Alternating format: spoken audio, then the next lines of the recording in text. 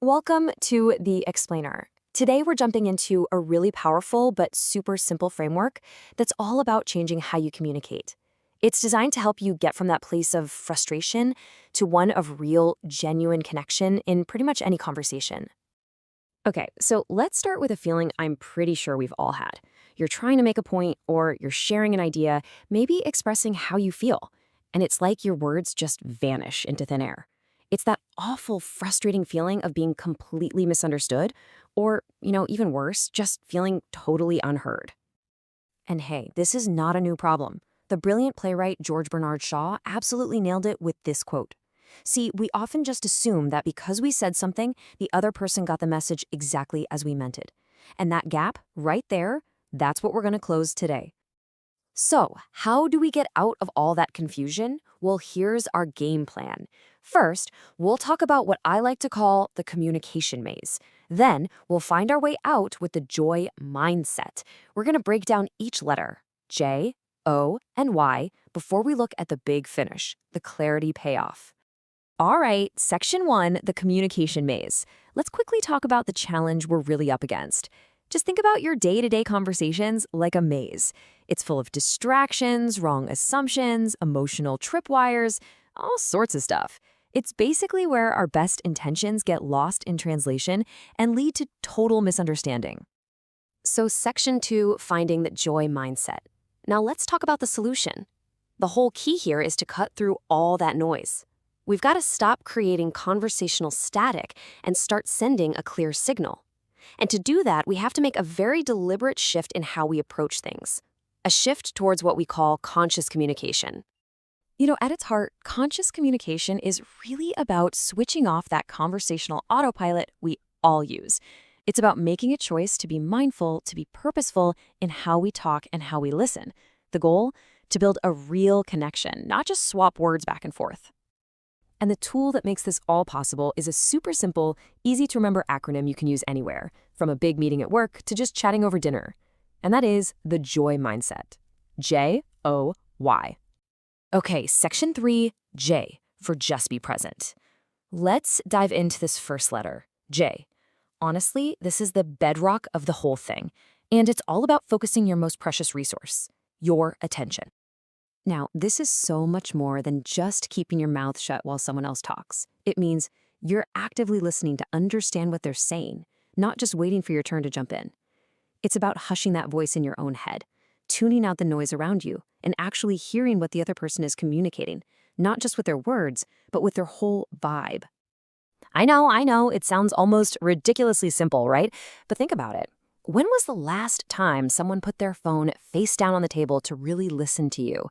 That one tiny action, it sends a huge message, doesn't it? It says you are important, this right here matters. It can completely transform the dynamic of a conversation in a split second. All right, section 4, O, for own your message. Let's move on to the O. This is how we build on that foundation of being present.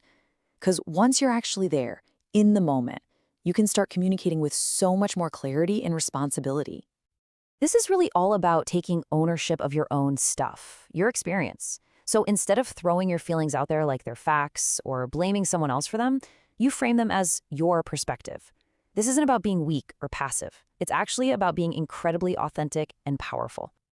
Just look at the difference here. It's subtle, but it's massive.